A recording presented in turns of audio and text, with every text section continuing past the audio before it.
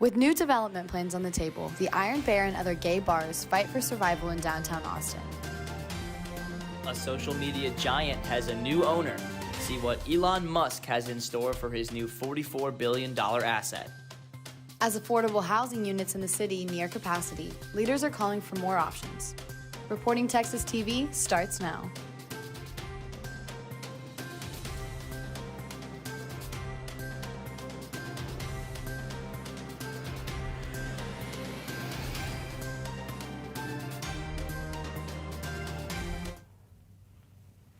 Good evening, I'm Jake Herman. And I'm Madison Nosek.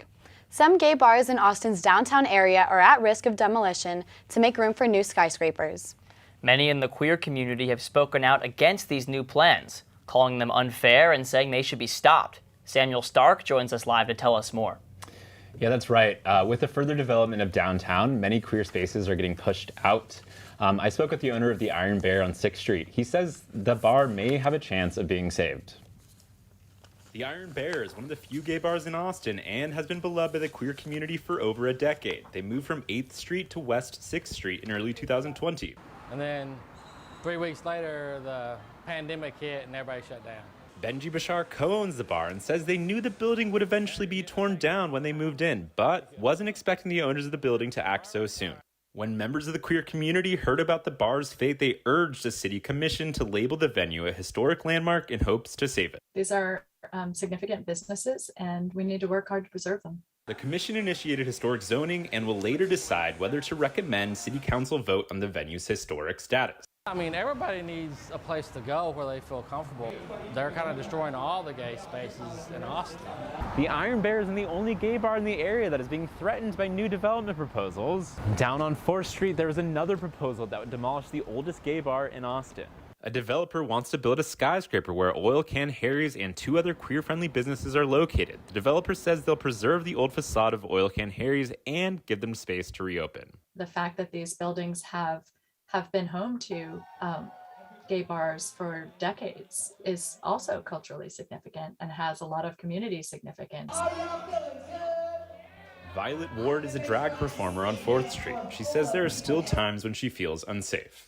This was gay Mecca. This was 4th Street. This was gay Mecca. And just to hear that things are going to be changing up a little bit is kind of scary. We find out that people still get gay bashed right here down the street on a gay strip. I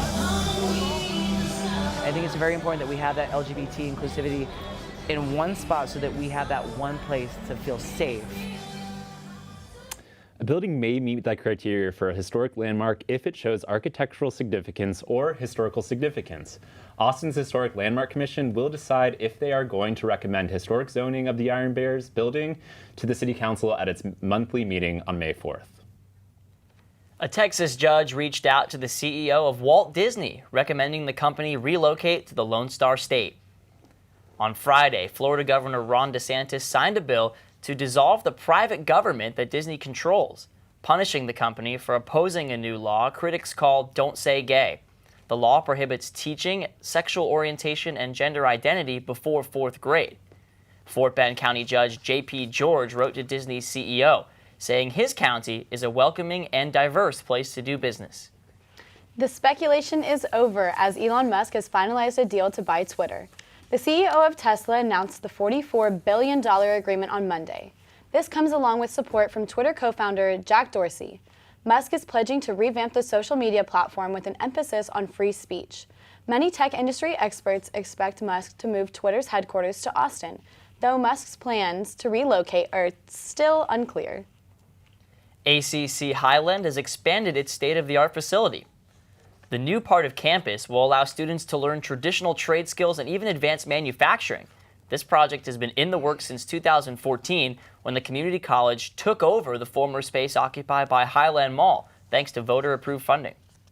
Thank goodness the voters participated, because what's been created here is every bit that vision, and it's already meeting every bit the potential and the promise. Anyone can now register to attend classes on the new campus at the Austin Community College website. Austin city leaders are seeking new ways to provide affordable housing within city limits. City Council member Jose Chito Villa says nearly all housing provided by Austin's Housing and Planning Department is full. As of 2020, Vela says the city had around 22,000 units that were considered affordable. I want to boost the amount of housing in Austin, both kind of market rate housing and affordable housing, so everybody can get some relief. Vela says the city needs to have more affordable housing for those in need. Austinites can get a significant rent reduction through programs with Austin Housing. The prices vary based on income. Lake Travis is expecting a busy summer ahead, and officials are revamping up boat safety checks in preparation. The Travis County Sheriff's Office Lake Patrol will be checking boaters to make sure they have life-saving equipment on board. Things such as life jackets, a noise-making device, and fire extinguishers. The dive team is also preparing after 10 people drowned last year, and that was sadly a record high. Drug overdoses are on the rise in Travis County, but the EMS has a plan to change that. And in honor of Earth Day, see what hundreds of Austinites did to clean up one of the city's most beautiful spots. Hey there, Texas. Jensen Ackles here. There's a lot of scary stuff out there. But you know what's really scary? Distracted drivers. With their heads down, they're texting, they're swerving, blowing through stop signs and red lights. Not cool, yo. And not safe. And one other thing, it's not legal either. That's right. There's a new statewide Texas law that says you can't read, write, or send a text while driving. So heads up, Texas. Keep your eyes on the road. Talk, text, crash. Brought to you by TxDOT. As we open up businesses and begin rebuilding dreams here in Austin, let's also open up a new day of listening and mutual respect. That while we are all different, there is an us in Austin. And today, our local business owners, our hospitals, and our neighbors need us to wear a mask. A mask on each of us is a win for all of us. Let's be that city of us. When it comes to making plans, you are the best. Those 9 months were also 273 days of planning. What about your daughter's first costume party? It was out of this world. And let's not forget those barbecues you plan in detail for your family and your more vegetarian by the day best friends. That surprise party for your parents' golden anniversary? You get the golden planning. The same way you plan each detail for those moments, start planning to protect you and your loved ones from a natural disaster. Sign up for local weather and emergency alerts. Prepare an emergency kit and make a family communications plan. Protecting your family is the best plan you can make. In the live music capital of the world lies one of Austin's most prized jazz and wind festivals. Madeline Salinas is here to tell us how the Texas Community Music Festival is rebounding after a 3-year break. That's right. This was the organization's 3rd attempt at their 15th annual festival. I talked to organizers and musicians about what it feels like to come back after the pandemic.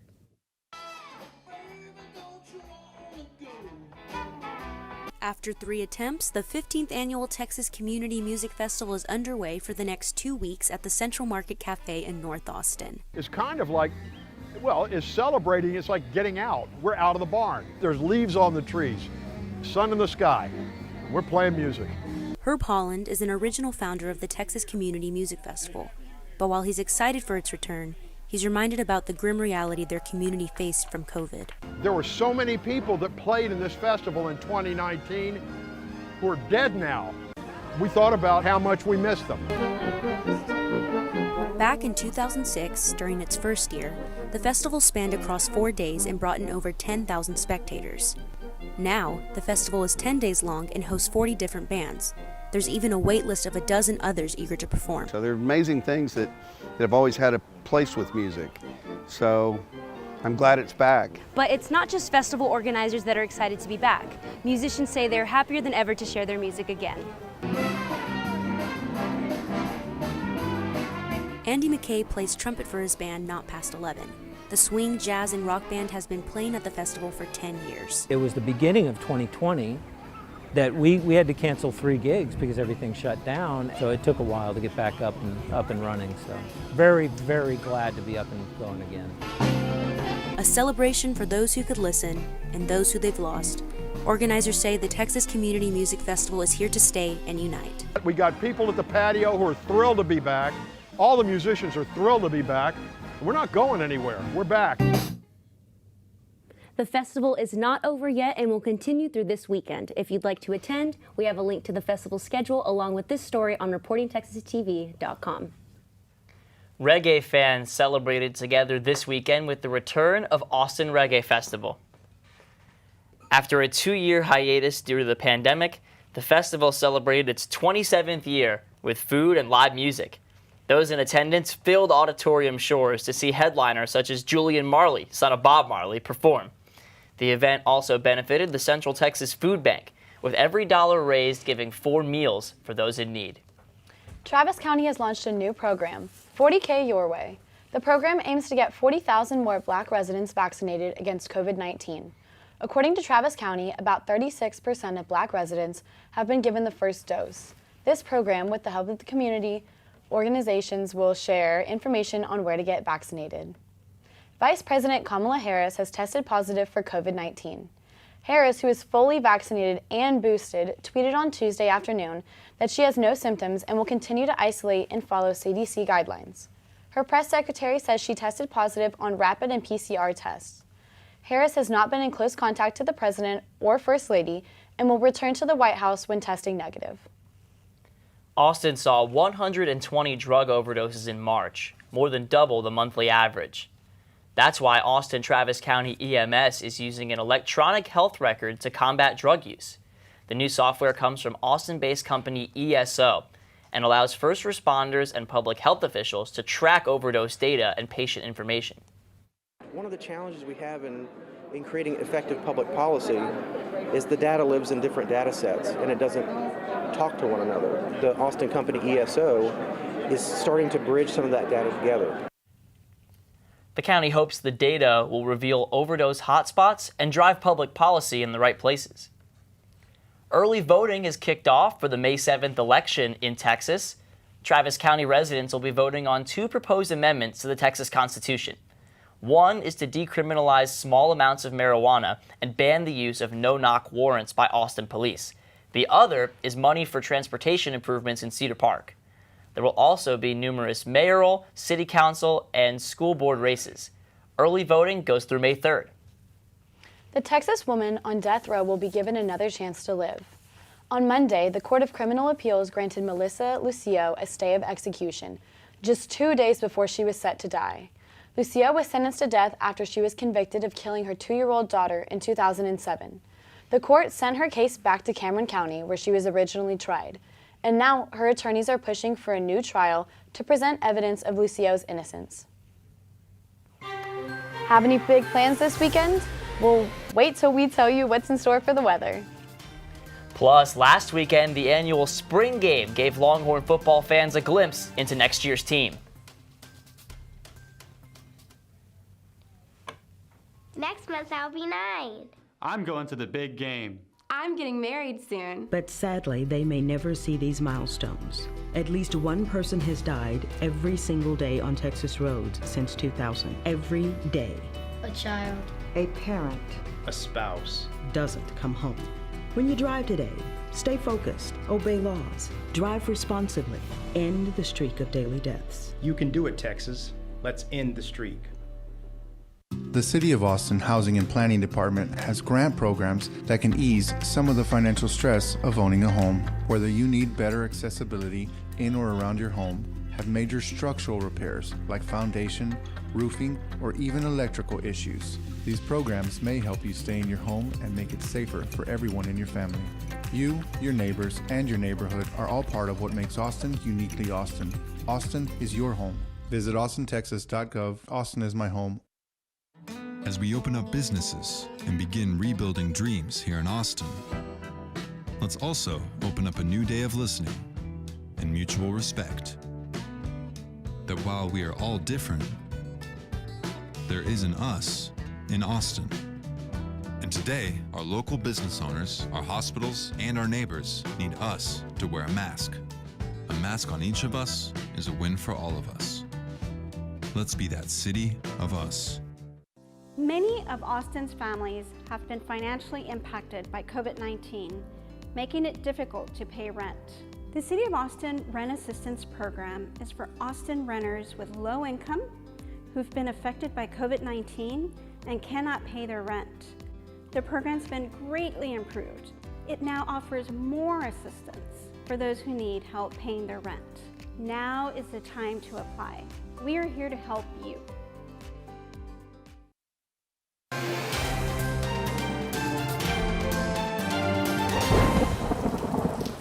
Every day is bringing us closer and closer to that hot and humid Texas summer.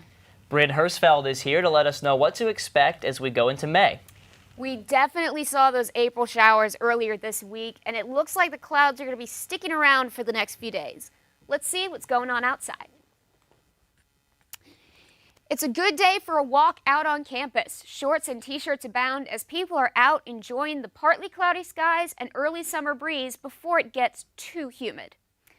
It's a toasty 86 right now and should continue to hover in the mid-80s for the afternoon. We've got a nice breeze from the southeast fixing to blow away some of those clouds.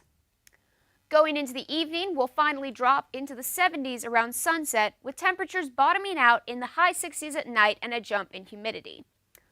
More of the same this weekend with slightly higher chances of rain and temperatures climbing up into the high 80s with increased humidity. You might want to grab a raincoat as we're looking at stray showers and potential thunderstorms early next week, but that rain won't be chasing away the Texas heat. You might want to try and soak up some of that sun and clouds this weekend before we get into the real rain next week. I will definitely be taking advantage of the sun this weekend. I personally am going to go tubing, but do you guys have any fun weekend plans? I was thinking of maybe trying to go to Barton Springs this week to soak up some of the sun with some friends. That'd be fun. I just hope that rain stays away on Sunday. I was going to get out and play some softball this weekend. Bryn, thanks so much for giving us the weather report. You're welcome. Coming up, the U.S. men's national team makes a return trip to Q2 Stadium. We'll tell you where and when you can see the Stars and Stripes at the home of the Verde and Black. Texas women's golf competes to be the best in the Big 12. Stay tuned to find out more.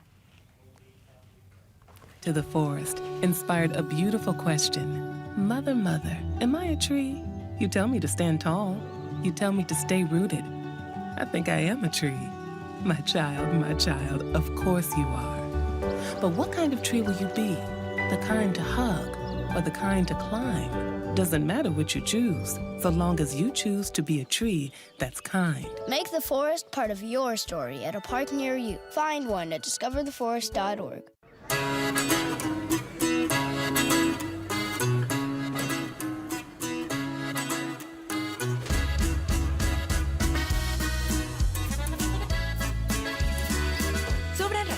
Por las que debemos mantener a Texas libre de basura. Es importante reconocer que levantar la basura es levantar tu estado. Hola, nosotras somos las 6, recordándoles Don't Mess with Texas.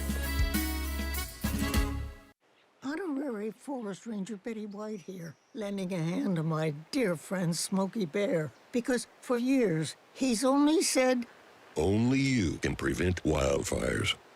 But there's a lot more to say. Like, if you park your car on tall, dry grass, the hot exhaust pipe can start a wildfire. So keep the animals safe, especially the cute shirtless one. Go to smokeybear.com to learn more about wildfire prevention. Wash, washy, wash, washy, wash, wash your hands. Scrub it while you sing this song. Wash, washy, wash, washy, wash, wash. Rub your hands and fingers in the places in between. Using soap and water makes your hands so clean. Wash your hands. Make sure your elbows down. 5, 4, 3, 2, 1, now dry. Wash your hands for 20 seconds, just like Elmo.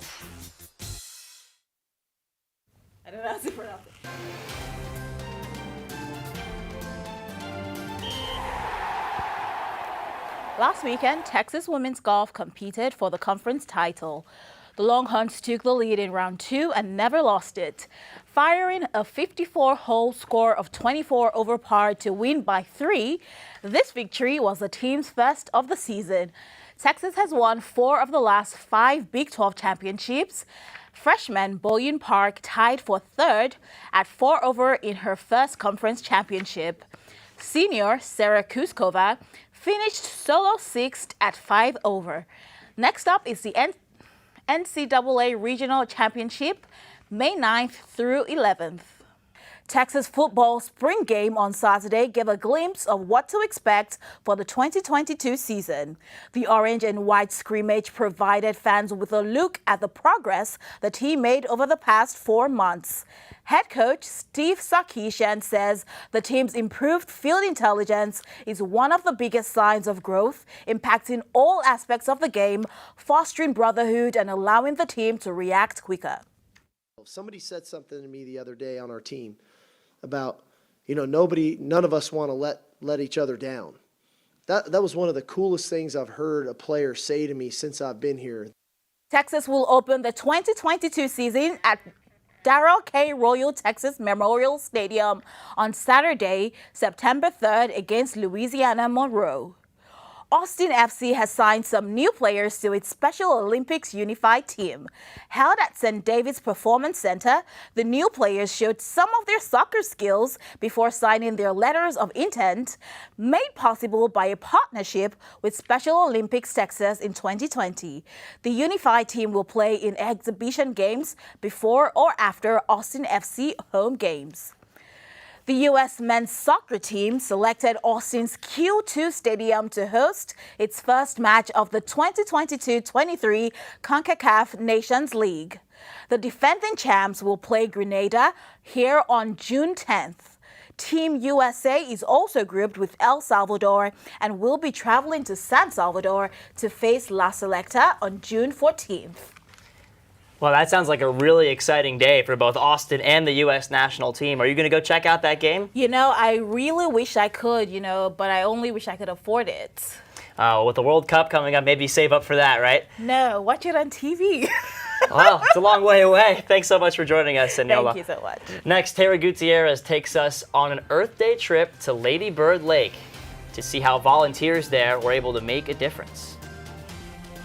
And stay tuned to watch the Dachshunds take center stage this weekend as Buda Wiener dog race finally returns. I can afford.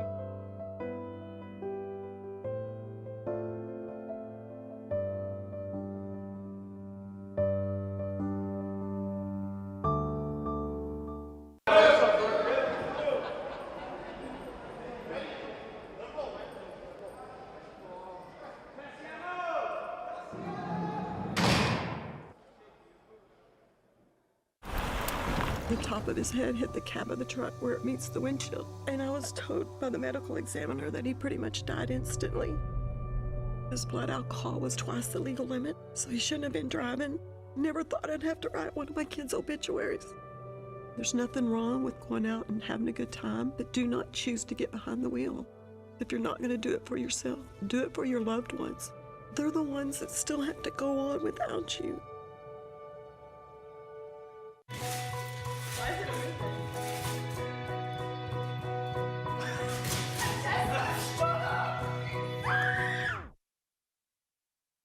Resuming moments like these starts with protecting our kids against COVID-19 and dangerous new variants. Get the latest facts by visiting getvaccineanswers.org and speaking to your pediatrician or healthcare provider. To Sofia and Gabriel, even though these old knees can't follow on your adventure to the forest today, these flowers represent my love. These stitches and threads join us together. And wherever you see a flower, a bird, a beautiful tree, know that my love is with you. Make the forest part of your story at a park near you. Find one at discovertheforest.org. Last Friday was Earth Day, and what better way to spend it than taking care of the Earth itself? Austinites were able to attend a cleanup along Lady Bird Lake. Terry Gutierrez has the details. They just went in there. One of those, I think it might have been a Vireo, had something in there. Dave Eubanks is helping lead Rowing Dog's first annual Earth Day cleanup along Lady Bird Lake. I love nature, I love wildlife, I love ecology, I love making sure that our environment is actually taken care of. And when I see this many people coming out, it really makes me happy. About 1,200 people registered to clean along the lake by walking the trail or on a kayak. It's a little bit unique in style because, we're hosting anywhere from 300 to 350 people every 2 hours. And the Austin community showed up to clean and have some adventure. Like Annika Thornhill, who has never been on a kayak before. I'm not a strong swimmer, so as long as I have a life vest, I'm totally fine. For Mireya Yanez, cleaning up on Earth Day is not just a way to reconnect with the planet, but to connect with other people as well. I've been hyping this up in all my group chats with all my friends. I'm actually probably going to come back later with someone that I met on Tinder. So we might hit it off, I don't know. I'm really excited about that. After collecting trash for 2 hours, volunteers were able to get their bags weighed. Organizers had prizes for categories like heaviest trash bag. In Austin, Terry Gutierrez, reporting Texas TV. Rowing Doc's Earth Day cleanup wasn't the only opportunity to help clear the lake. Their kayak cleanup crew meets every Saturday from 9 to 11 in the morning. If you're interested in taking part, read more of the story on reportingtexas.com. The Dachshunds took center stage this weekend as the Buda Wiener dog race returned. The city's 25th annual race took place after a 2-year hiatus due to the pandemic. Hundreds of dogs competed for a first-place trophy and a $500 cash prize. Along with the competition, there was also a parade, live music, and barbecue. One lucky person became a millionaire overnight after winning the most recent Powerball jackpot. The ticket was sold in Arizona. It's worth $473 million. This is the third Powerball jackpot win of the year. Another person in Indiana won $1 million after matching all 5 numbers except the Powerball. So if you're feeling some luck, the next drawing is this Saturday for the $20 million jackpot. What would you do with that money, Madison? I honestly would probably use it to buy some George Strait tickets because he's coming in town this weekend. So if you don't have tickets, they may be sold out. Honestly, I haven't checked, but I would take my parents because they would die to go see him. They love him. That's so exciting. I'm sure they'd be grateful, but unfortunately, the way tickets are looking, you got to win the Powerball to get into the Moody Center this weekend. Absolutely, I completely agree. So it's a lot, but yeah. Good night, everybody. Thanks for joining us tonight on Reporting Texas TV.